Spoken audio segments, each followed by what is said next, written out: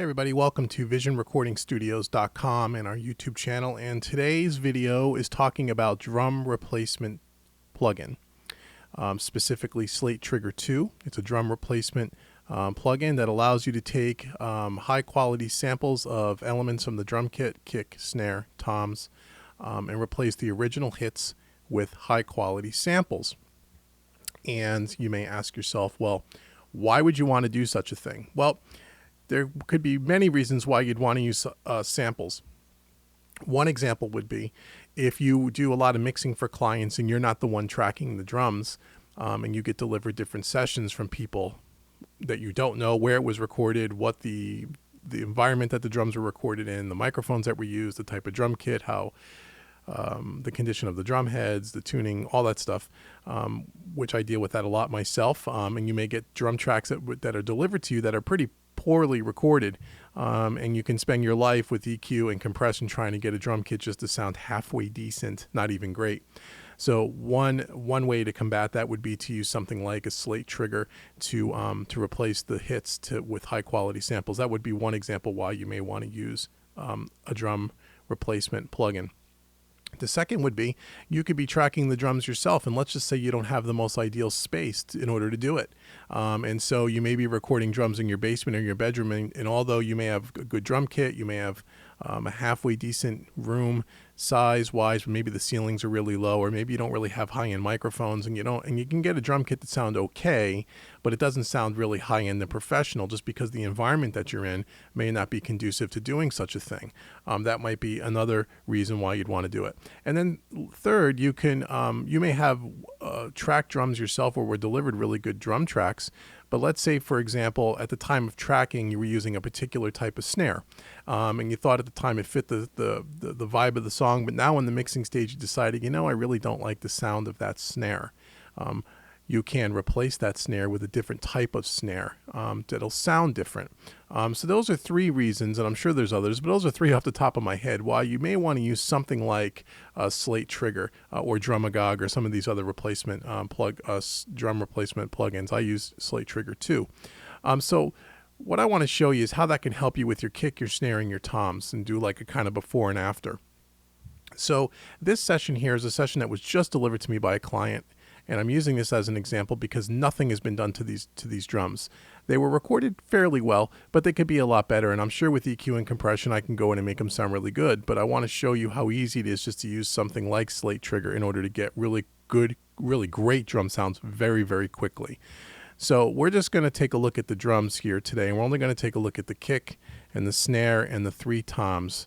This has a hi-hat mic, some overhead, some room mics, which I've lowered all the faders, and the rest of the band, the bass, guitar, the keyboards, and the vocals are all muted at this point, because we're just going to focus on the kick, snare, and the three toms for this particular example.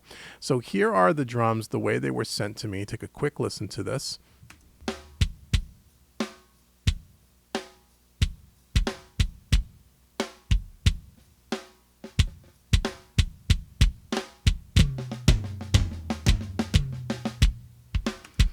Okay, so not terribly recorded. I mean, for raw tracks, those are pretty good. The snare mic, I only got one snare track, meaning I only got the top snare. The bottom mic was not, the bottom part of the snare was not mic'd up. So using a sample that was mic'd up as such would really give us help here. And again, only one kick mic, just to kick in. They didn't have a kick out or a sub mic, so we're kind of limited to one kick drum mic on this particular session. Toms sound okay, but we're going to try to make them sound a little bit better. Now again, you could probably go in with this particular set of drums, and you might be able to go in and really clean them up with EQ and compression and be just fine. This is not an example where the drums are recorded very poorly, so I don't want to give you that impression. I just want to show you the power of using something like a Slate Trigger. So let's just take a look at our kick drum for a second. So let's mute the rest of these drums for now, and let's just take a look at the kick drum, and let's open up our track here, and let's take a look at Slate Trigger 2. So if you've never seen Slate Trigger, let me kind of give you a brief overview. It looks like a lot going on here, but it's really quite simple. And I'm not going to get into all the details of that. This is not a full-on review on Slate Trigger and every little nuance of how this plugin works. All I can tell you, I only scratched the surface when I use this plugin for what this plugin can really do. And I would encourage you to go out to their website, read up all about it. You can demo it for free. I think it's 99 bucks for the entry-level version, and then I think the platinum version, or the higher-up version, I think they call it the platinum, will give you a lot more samples that comes with that comes with the regular stock cheap version. I have the cheap version. I don't have all the samples. I just have a handful, and I'll show them to you. But anyhow, Slate Trigger 2, here is the main screen here, the triggering screen. And if we walk to the left side of here, you have a browser, which will show you all your samples. I have the deluxe version, not the platinum version. So for the deluxe, you have a bunch of kicks samples, and there's probably 8 different types of kicks that were sampled, including the old Zeppelin kit. And inside of each one of these samples, kick number 5, for example, you have 4 different samples. You have a couple of different room mics, and then you have kind of 2 different types of close mics. Okay, for kick number 5. For kick number 6, it's the same thing. So each one of these kicks has 4 different microphones, 2 rooms and 2 close mics, 1 in, 1 out, inside the drum, 1 outside the drum. Okay, so that's kind of the way the browser's laid out. And the same thing for snares. There's the Zeppelin snare, and there's going to be 4 to 5 mics. In this particular Zeppelin snare, they use 3 different room mics. The top 3 are typically the room sounds, and then you have a top and a bottom. Okay, and on snare 3, snare 5, same thing, 4 microphones. Okay, and then with toms, again, they have a few different series of toms. They have a set of maple toms. Tom 1 be a rack tom, maybe a floor tom. They have some metal type toms. Okay, the old Zeppelin kit that they've emulated here, and then some other toms down here. Okay, and then this is, I think, a bonus snare. Oh, they have the Black Beauty snare. It's part of the deluxe package. And we could take a look at the different sounds so you could just see what kind of options you have. So that's the browser screen. It's where all your samples live. The triggering screen is where you're actually going to see the audio come across this user interface here, and we're going to add our samples and you're going to actually see the audio from the original track and how the samples actually are how the audio is detected, and then it's replaced with a sample. And then we have over here, there's a gate.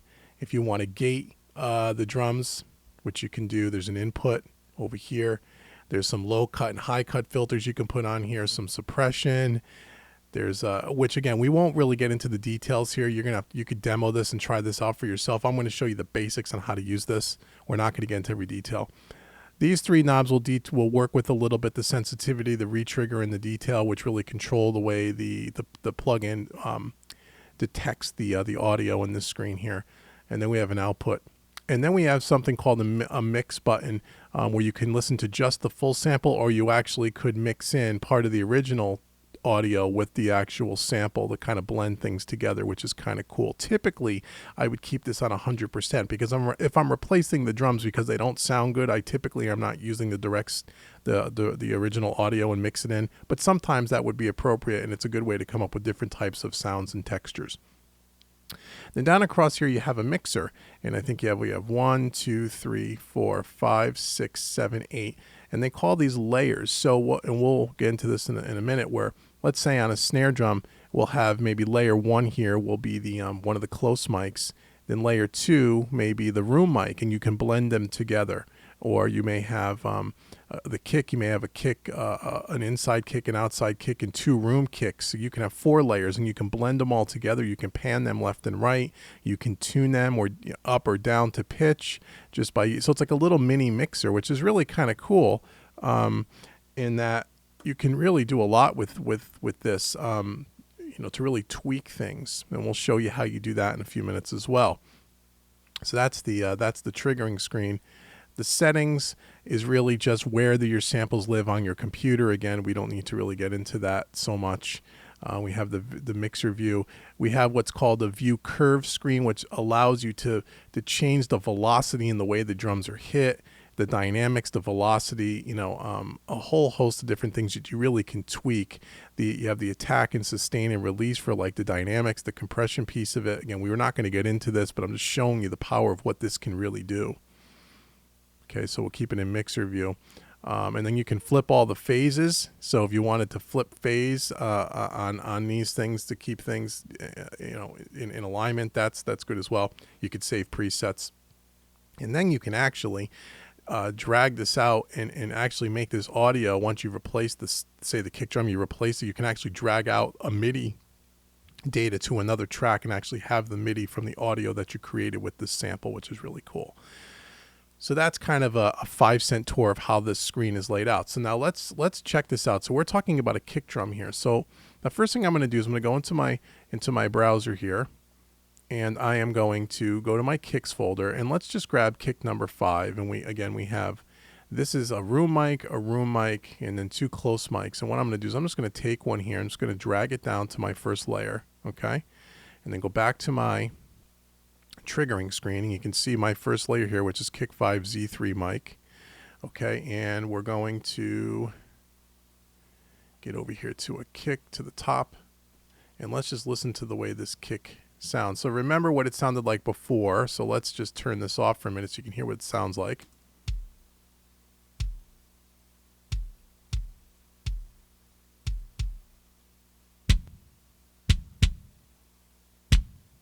Okay. This is, I'm sorry, I had it backwards.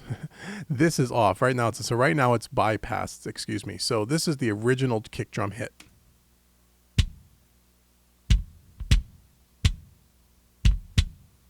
Now we're going to engage the plugin, and you'll see it come across the screen here.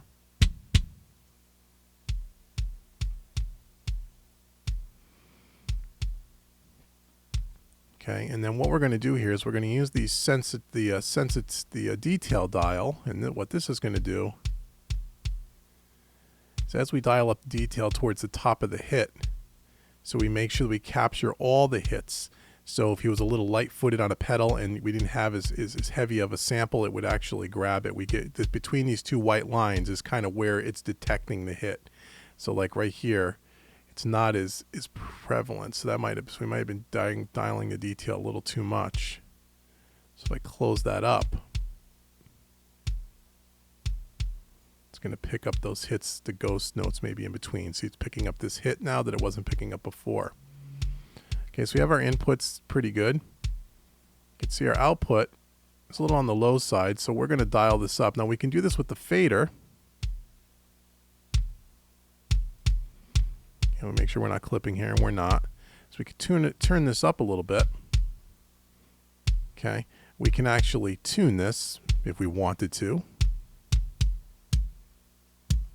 Here, let's see the tuning. You can tune it down. Okay, you can bring it back to the middle. Okay, so that's pretty cool, right? So now let's say we wanted to, let me just loop a section here. Okay, so that's pretty cool. So again, we went from this to this.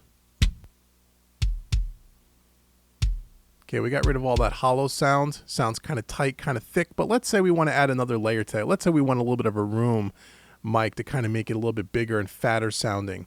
We can always go and add another layer here, and then we can control the volume between the two. It's used just like a regular mixer. So if we go back to our browser, and let's say now we wanted to add this second, let's add the room first. Here's a room. Let's just take this and drag it down. As a matter of fact, I'm going to drag them all down, and we'll mute them and turn them on and off just so you can hear the difference here of what these 4 samples do in the Kick 5 folder. Now right now they're all on, so we're going to go back to the triggering screen, and let's just mute these, and we'll bring them in one at a time. Okay, so here are the 2 rooms in the center here, so let's just, here how it adds that room, and we can lower the volume. You'll blend it into taste. How much room sound do you want to have? Let's see what this room sounds like. Totally different, right?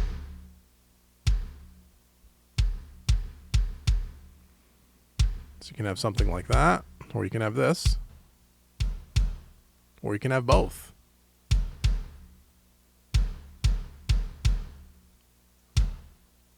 Let's see what this other close mic was doing. Here's that other close mic. How's that differ from the first one? Let's mute this. Turn the first one back on.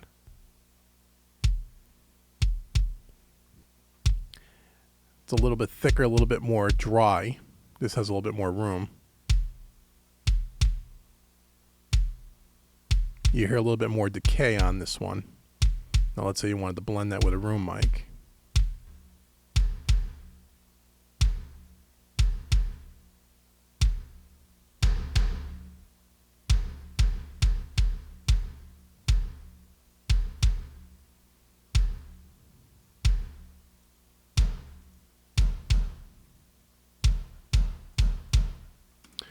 So you kind of get a feel for how this kind of works. So you can just take these 4 samples and you can kind of blend them together to make your own kick drum sound. Now, when we're doing it in solo, obviously, I wouldn't add too much room to it, too much reverb to a kick. I kind of like the kick kind of dry and kind of holding down the foundation. But in a context of a mix, instead of adding reverb to a kick drum to give it a little more space, you can do something with the room mics. And you can add up to, again, 8 layers. You can mix and match kits and different types of rooms with different types of kick drums.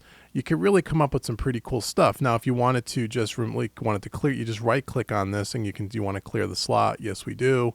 You want to clear the slot? Yes, we do. And let's try another one just so you can get a feel. We'll try one more set of samples from the kick just so you can see. So if we go back to our browser and then we go, let's say we go to, I don't know, let's go to the Zep kit and let's try this. So let's take the first 2 kind of close mics. Let's put those in slots 1 and 2, and then we got 3 room mics on this particular set of samples, and I'm sure this is going to sound big and spacious as usually the Zep emulations type stuff do. So let's go back to our trigger screen and let's mute this. Oops, solo. Or we could just solo this one. Now let's mute these first and let's just bring them in one at a time and let's see what this sounds like. So that's one of those mics. A lot more spacious, not tight and thick like the other set, right?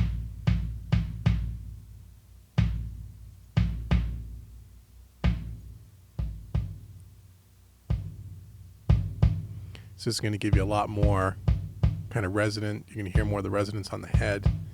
Now let's see if you add it in one of the rooms.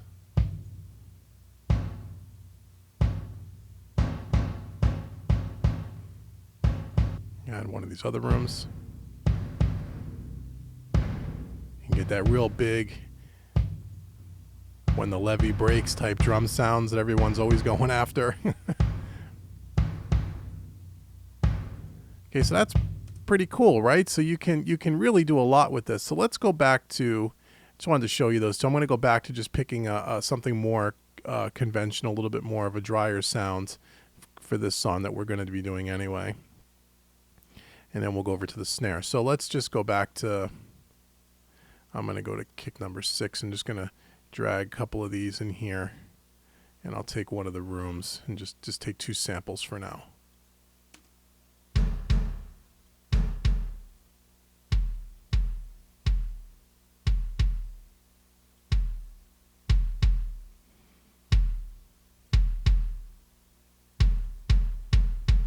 Okay, so as a reminder, we went from this on the kick drum. Again, this is what was delivered to me.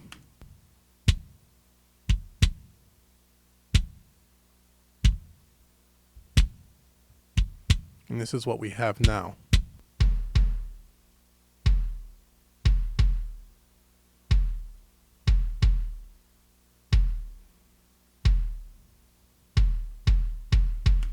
So very quickly, you can drop in some samples, as you can see here, and get really good drum sounds very quickly that don't need to be EQ'd, don't need to be really compressed or anything. I mean, they sound pretty good on their own.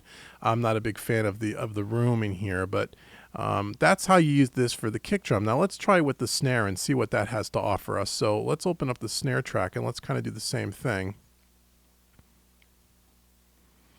Okay, so let's go into our browser and let's pick a couple of snares. And again, I'll just go snare number 5. I'll take one of the close mics, drop this in sample 1, and then I'm going to take one of the room mics so we can get some nice big crack on the snare. Go back to the trigger and let's see what the snares do, what the snares got going on here. Oh, I should probably unmute it, right? So let's mute this kick and let's open up the snare. And this is, again, the original snare drum before we have trigger on it.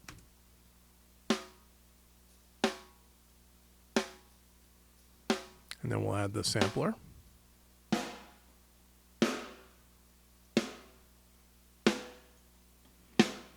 Again, by dialing in the detail, you can get real close to the top of the waveform here. And again, you can mix things if you want to blend the original. That's the original. That's the sample, a lot thicker. You can go somewhere in between if you wanted to. But for now, let's stay at 100%. And then let's take a look at what the room does to this.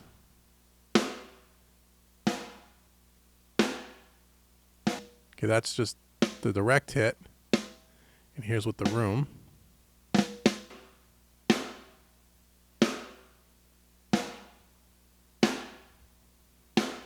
Pretty cool, right? And if you bring in the kick drum along with it,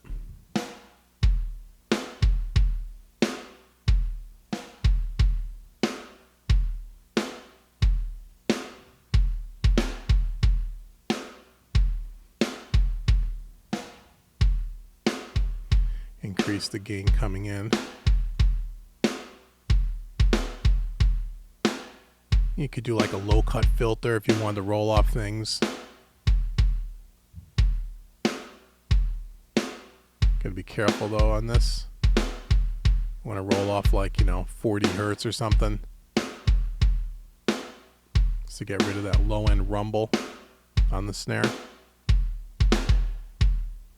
Again, if that's too much room, you can just pull this down.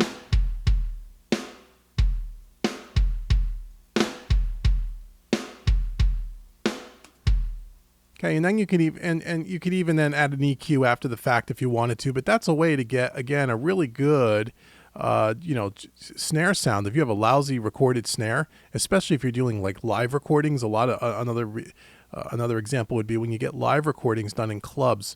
Normally the drums sound horrible if it's just a local act where the drums are usually all beat up, the heads are all beat up, the drum kit was probably not tuned properly. When you're in a live environment, it's very hard to capture good sounding drums unless you really know what you're doing and the engineer really knows what they're doing and the drummer's really good and has a great kit and all that other stuff, blah, blah, blah. This is an easy way to get rid of those lousy sounding drums and add some nice quality samples very, very quickly. So now let's do the same thing on the toms. Let me find some area where we're hitting the toms here.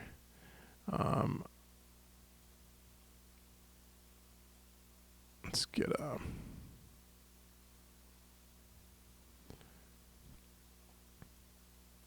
and let's take a look at tom 2 and 3 here. So tom 2. So let's do the same thing. Let's add let's just add some a nice little tom. So let's go to the tom folder and let's go to a maple tom. This is tom 2, and let's just grab again the close mic here and let's just put that down and see what that kind of does for us here. And let's just kind of move this off to the side a little bit.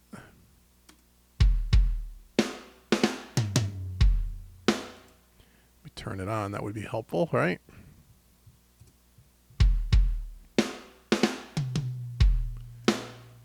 So instantly you can get a really nice, well recorded tom. I can open up the detail a little bit.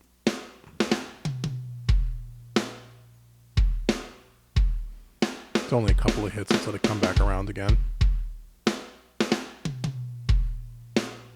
We'll turn this up a little bit.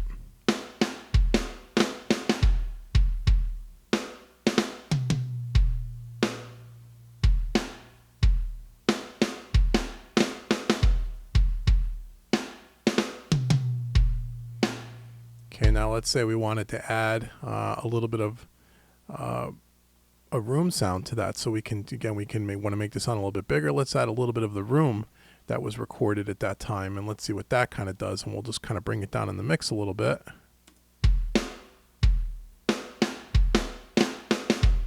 Here it comes. That's a lot of room, so maybe bring that down a little bit.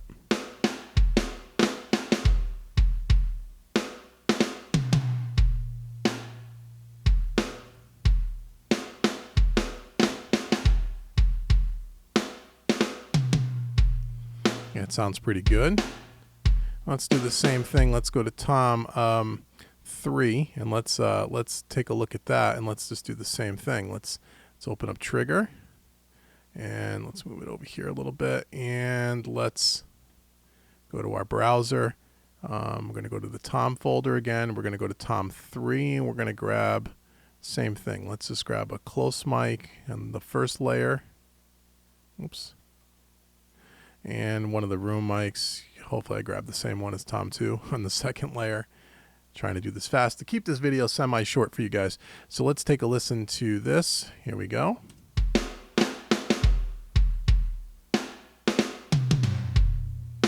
Okay, so that's our one tom hit on that drum. Let's lower the room mic.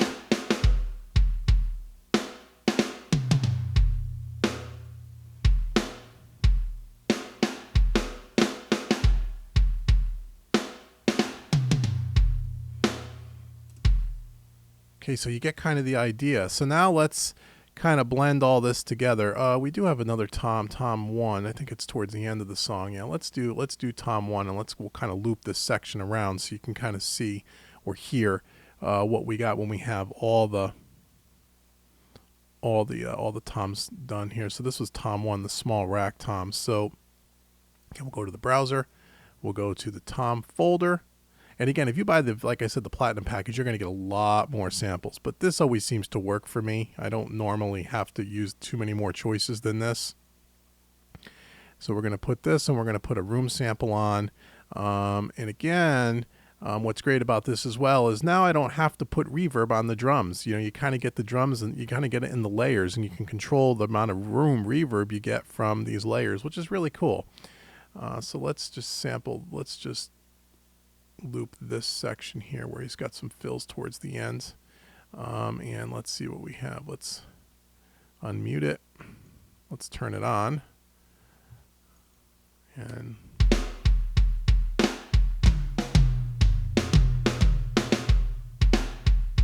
turn up the detail, make sure we capture the hit.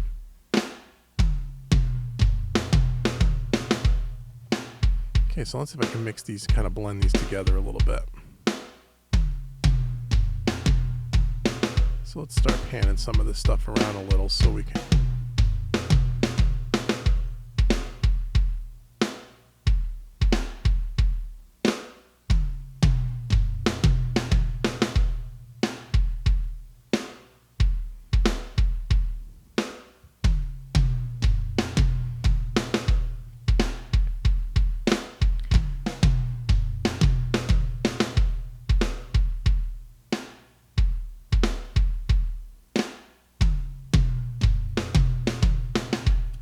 Pretty cool, right? So just to kind of give you where we started again, let me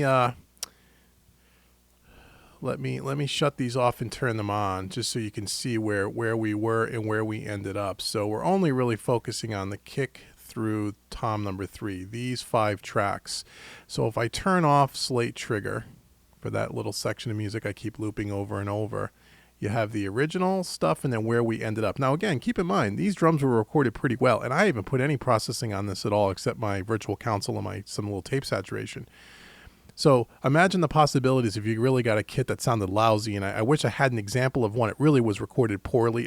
Fortunately for me, I don't have one of those right now, but I wanted to do this video anyway because I still think you can hear a pretty extreme difference. So this is before.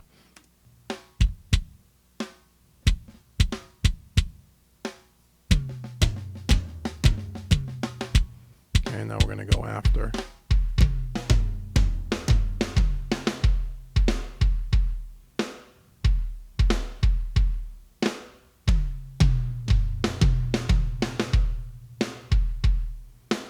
Okay, so you go from something that sounds really thin, kind of cardboardy, not processed at all, and without any EQ and compression, we got great drum sounds right out of the box, right? You don't really need to EQ this. You really don't need to compress anything with these. You just drop the samples and you go. Now, yes, we can enhance this even further.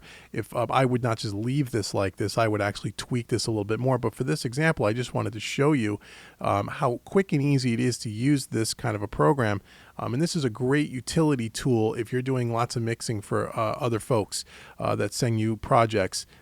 Drums are tough. They're one of the hardest things to record. And I'd say more times than not, I get drum tracks that are kind of and I use these types of things a lot. Sometimes I don't use it on the whole kit. Sometimes I'll just use it on, say, the kick or the snare. The toms might have been recorded well, but maybe we had a bad snare recording, or again, maybe we wanted to change the type of snare sound. The other thing that you can do, which I failed to mention earlier, was you can have drums that are recorded really well, and you can process them as normal with EQ and compression, and then you can add a secondary track and add a sample and kind of blend the two together. So an example of that would be, let's say if we were going to, let's just minimize this. I'll show you that really quick, what I would maybe do. So let's say we have this kick, and we're just going to duplicate the track. And we're going to make, that's the sample, and let's say this one was the original. So we'll say kick original, and let me take trigger off of this. Let me remove this part of the plugin. Okay, so now what we can do, and I'll just mute all the rest of the drums here so we're not really listening to anything else but the kick drums. And so we have the original kick here, and then we have the one with trigger on it. So let's see what that kind of sounds like. Oops, my mistake. Maybe I ought to.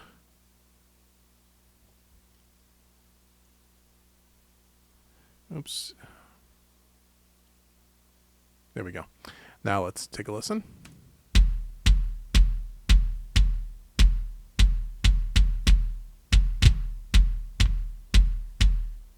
There's this the sample. Here's the original. So you can do something like that.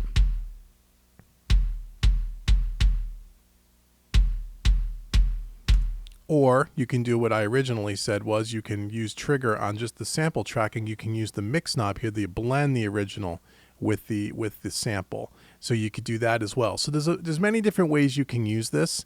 Again, typically I would use this not really to add a secondary kick drum or a secondary drum. I would usually do it just to replace it, because for whatever reason the kit was not recorded to my liking. So instead of fighting it, trying to get something just to sound kind of, again, okay but not great, this is a great easy way to just drop in samples and make the whole kit sound really good very, very fast. So again, one last time, here's what this is with trigger enabled. We'll take off trigger again, and then we'll end this video. So let's take it off these 5 tracks. Here was the original drum sounds.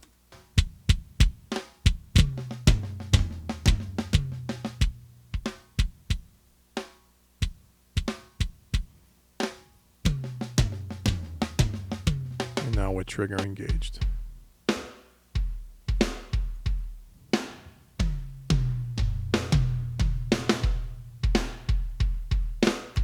So there you go. So that is Slate trigger and drum replacement sampling using a sampler. Slate Trigger 2, drum replacement software or drum replacement plugin. It's a really good utility tool. I highly recommend you check out the Slate Digital Trigger 2 or any other type. There's Drumagog. There's other ones that are out there. I like Slate Digital products, as everybody knows here, but there are other ones as well. They're all the same concept. They just all are used a little bit differently. The interfaces are slightly different. But anyway, I hope that was helpful. Again, thank you for liking. Thank you for subscribing. And thank you for sharing our videos with others. I really do appreciate it. I appreciate the support. You guys are fantastic. We get more and more subscribers every single week. It's a wonderful thing. I think as of today, which is the end of October 2014, we are closing in on 6,000 subscribers, which is wonderful, all inside of a year and a half, which is fantastic. I really do appreciate the support. If you want other different types of mixing tips and tricks and little hacks and so on and so forth, or you really want to dive in deep to an entire mix and see how I would mix a song from start to finish, I encourage you to check out my website, www.visionrecordingstudios.com. Go over to the products page and check out the product Mixing Made Easy, which is a 6-hour-long tutorial on mixing an entire song from the time that we import the tracks into the session to the time we put the final touches on the mix and everything in between. And we go into real depth. I go into on EQ, compression, how we would do a mix from start to finish. And that's a real helpful tutorial. And if you care to do so, read the reviews about it on my website. You'll see people are loving it. I'm getting comments and phone calls and emails really daily on that product. People really like it. So if you have purchased it already, thank you so much for the support. I'm glad it's helping you. If you have not purchased that yet, I urge you to go check it out. It is a wonderful investment, and the cost is less than a couple of cups of coffee at Starbucks, if you can believe that. 6 hours of training for less than what it would cost you to go to Starbucks for 2 days. So anyway, until next time, this is Dave at visionrecordingstudios.com signing out, and I hope to see you again all soon. Thanks for watching, and take care. And I'll leave the links below for my website and for how you can get a hold of that product if you want to take a look at it. Thanks again, guys. Have a good one. Take care.